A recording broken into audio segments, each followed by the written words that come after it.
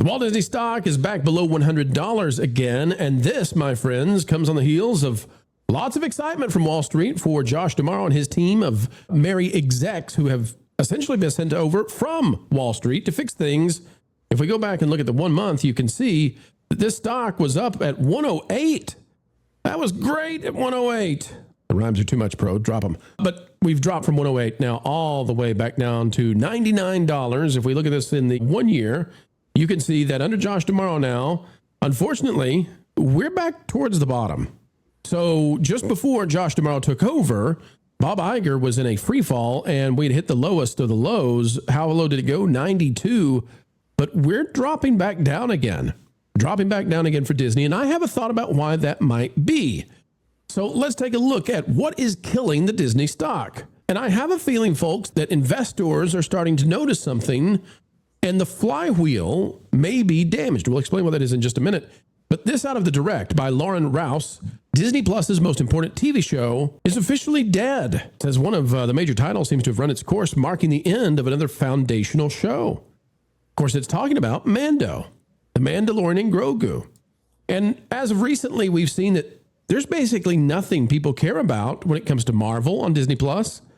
There's almost nothing on Disney Plus, period. It's very rare that you find it anywhere on the Nielsen charts. And I think investors are starting to say, boy, what happened to the boy brands? Of course, Simply Wall Street, hosted by Yahoo Finance, is still doing the same old of saying, well, you know, one day my stock will come. A look at Disney valuation as shares struggle and streaming and experiences drive new growth hopes.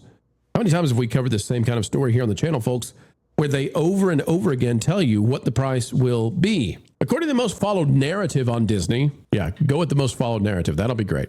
A fair value of about $131.50 is set against the last close of 101.41, which implies meaningful upside if those assumptions hold. Now, I don't know how many times we've come on here and told you that the analysts are telling you it's a buy, it's a buy, it's a buy, it's a buy. And every time they do this, although we're not giving any kind of financial advice, every time they do that, we go to the 5-year and we say, well, it used to be 177, and it was actually higher if we go back 6 years and get some of the earlier months. It was 177. Today it's 99. But look at this, folks. If we go to the max, this is what's wild, because you have to understand the nature of inflation means that Disney should be up tremendously if it just held its value. Because inflation would rise the stock, it would raise it according to the inflationary rate.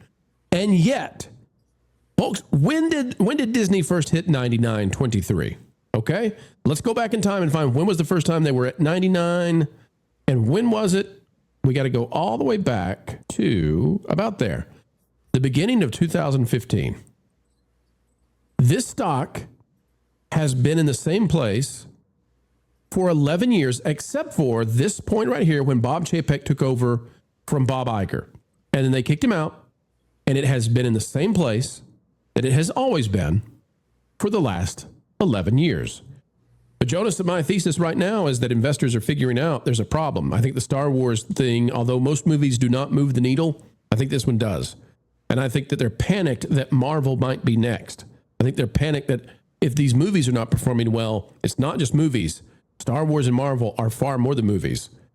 It's merchandising, Jonas. And I think they're worried that all the action figures and the blankets and the diapers and everything else, all of that's in danger. What say you? I think that all of those brands are pretty well stagnant at this point. There's a couple of things that happened in the 2015 era and onward that really affected the Disney company. The first is that Bob Iger somehow convinced everyone that the Disney company was in fact a technology company. And they are a technology company, but they're not a technology company in any of the ways that matter when you think about a technology company. Yes, they have proprietary things that they do very well with, but they're not really innovative in anything other than hospitality. And as far as hospitality goes, they're nowhere near where they used to be. So somehow they classified this company in the same conversation as Netflix, and people were seeing the same idea of growth in Disney that they actually saw with Netflix. And when they said, oh, we're going to do streaming too, and by the way, look at what we have.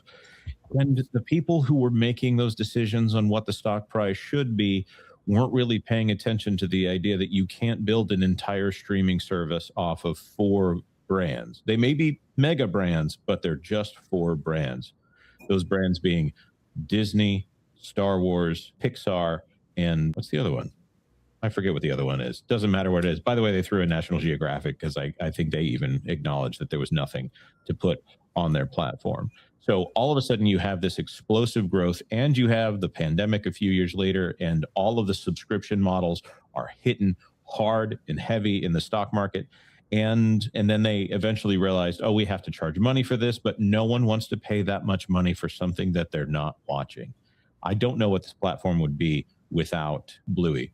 This is a theme park company, and it is continuing to be valued like it is a theme park company. I think that period in which Bob Iger, because he wanted to be the flim flam man, tried to convince them that this is a technology company, that is the worst thing that they ever could have done, and they will be damaged forever because of the positioning that Bob Iger did in order to try to move the stock price up without adding real value to this company. Nat, one of the worst things that we see right now, for Disney at least, is that they've lost momentum within just weeks of the new CEO taking over. And that's not what you want to see. I mean, once you have a transition of power like this, what you'd like is for everybody to see, oh, here's change and here's progress and here's what we're doing. And instead, we're seeing the opposite. We're seeing the stock continue to drop and go back into its old pattern. And we have the analysts saying, well, you know, it's going to be back up there at 130, 140, 150. And it's like, guys, girls, this stock's been in the same spot, not only for the past 4 years, but minus the blip when Chapek was in control, it's been there for 11. So I don't know what's ever going to get it out of this rut, Nat. I mean, seeing that stock change when Chapek came in, and now seeing that, yeah, they switched to Yozo again, but it's not really moving the needle. And he was in charge of parks, which was their strongest bit. That was the strongest thing they had. I mean, right now you were talking about Disney moving from to being into an electronic company versus what they were supposed to be. But I think what they're forgotten to be a while ago is a storytelling company. And I mean, they haven't leaned into the properties that they maybe could still lean into, but they've completely forgotten those. And then they've also tried to ruin everything else that they've acquired since.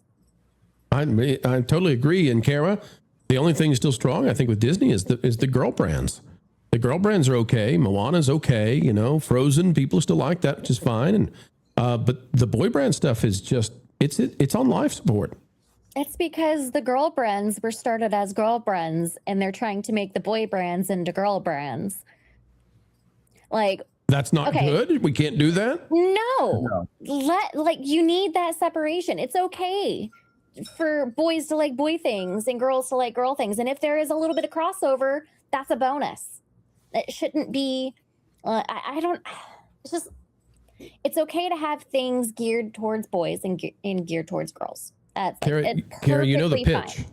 The pitch that Kathleen Kennedy made to Bob Iger when they did the sequel trilogy was that we can keep Star Wars, but we're going to put a female lead in it, and we'll get the girls.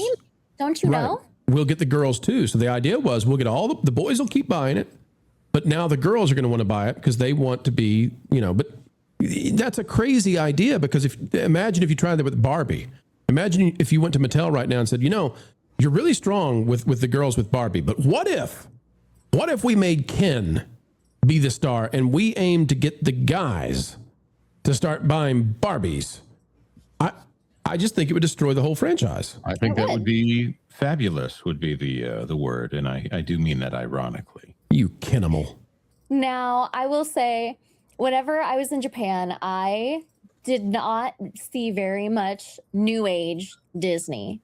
Everything I saw was old age. There were like some, like, you could tell Disney paid for the marketing out there for Mando and Grogu, but like I went to a couple of different shopping centers and they had like a Mando and Grogu like life-size figure and some stuff over there, but nobody was looking at it. Nobody seemed interested in the movie at all because it released while I was there. And nobody that I spoke to was going to see Mando and Grogu. But I did see a lot of like Lilo and Stitch stuff, a lot of Mickey Mouse. Like I saw a lot of like Dumbo. Like there are so many of like the old age Disney that was still very relevant. And like you'd think in a city like Tokyo, where there is Tokyo Disney, you'd see a little bit more of like the new age Disney being pushed, but it's not. Were they translating those characters into styles that Japanese audiences like, or were they going with the traditional depiction of those characters like we see in America? It's their traditional. Right. Because that's very Disney-esque, right? Mm-hmm. Yeah. It's interesting to see people all over the world want traditional Disney. It's very interesting. They've been refused to receive that to a large degree. Paul, the stocks are very complex, and I don't want to oversimplify this, and I worry that we have. But at the same time, when we look at the stock and where it's been and where it's going, and we try to figure out what is driving it down, I think at this point we've got baked in what's happening in the Middle East and the price of gas and oil. And, you know, the summer is already pretty much done in terms of, you know, investors knowing what's going to happen with reservations for the parks and that kind of thing. And so my best idea on what's driving this down at this point, rather than broader market implications, is maybe this story about Mando really is starting to shake and spook the analysts. And maybe they're saying, whoa. If this happens to Marvel, we're in trouble for the holiday seasons. Well, I don't believe the stock is low enough. Okay. How low would you like for it to go, Paul? 75. And then you'll buy? I think it's not worth more than that. I think, to me, they have such a huge institutional investment in it that the institutional investors can't afford to have it go below, or they're going to have an awful lot of clients yelling at them. Right. The lowest it's been, I think that's the lowest, was in 2025. Maybe it was lower here. Oh, it was. It dropped to 79.33 in 2023. So you're right, Paul. It could get back there. We're not giving financial advice. One of the problems they have. This is not worth it, and it's the fear of the massive institutional investors To abandon. And you know what's partly what's causing that is it's one of the Dow 30 companies. Yeah. So it's an exemplar in the Dow 30. My point. If you bring up my picture just briefly, we had talked about this, but I want to point out for my own ego that in April of 23, I did this video. Yeah. And this has had nothing to do with necessarily boy brands, Jesus, boy brands versus girl brands, but it was because I have experience in buyouts. The idea, the purchasing company, their corporate, not philosophy, but their culture kills off the purchased company. Always. There's very few companies that have managed to be able to dance that dance.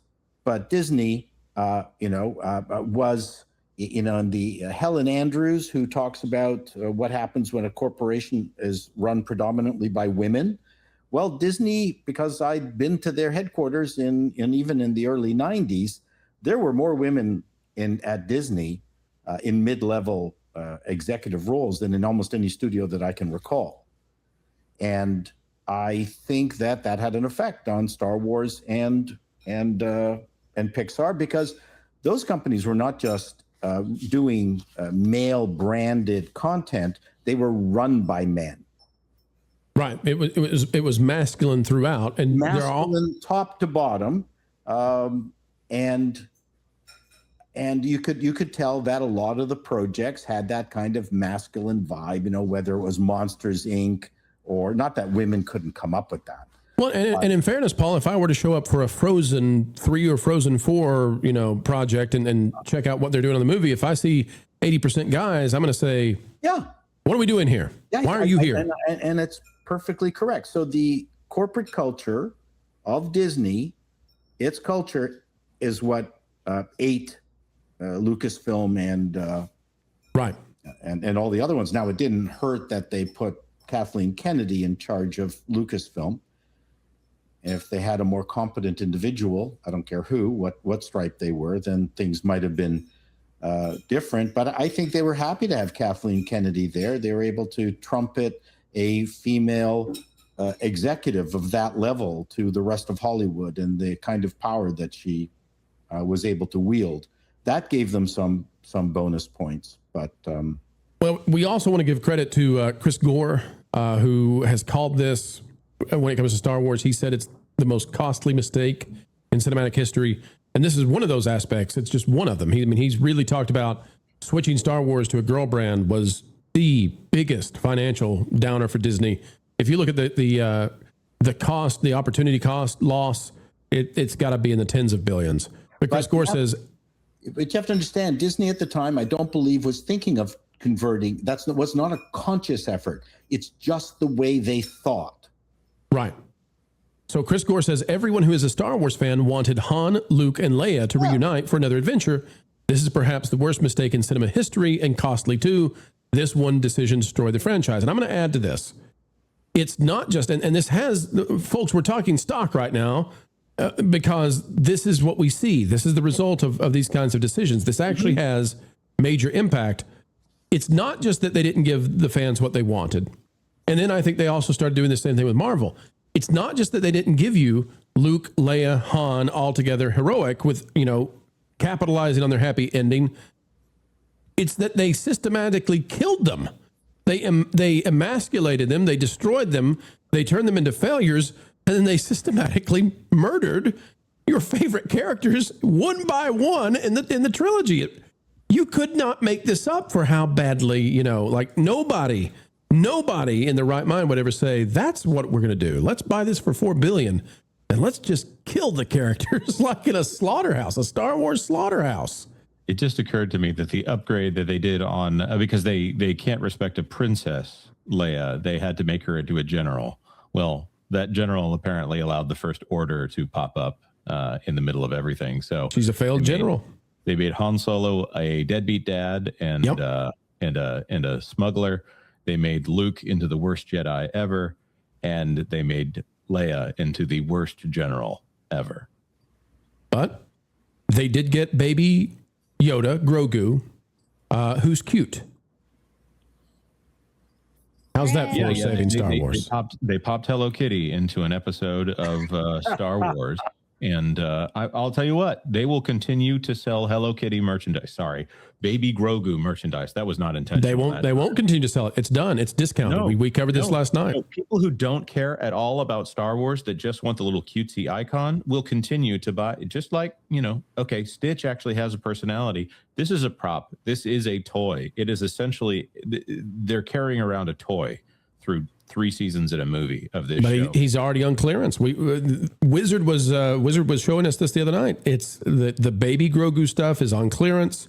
I think the allure of the ripoff of Gizmo is I think it's gone. I think people now know this is not cool anymore, and they just didn't do anything with it. So there you go, folks. Tanking the stock, tanking the franchises, and the analysts may now be saying, "Whoa, whoa, whoa! What you doing with my boy brands, Disney? What you doing with my boy brands?"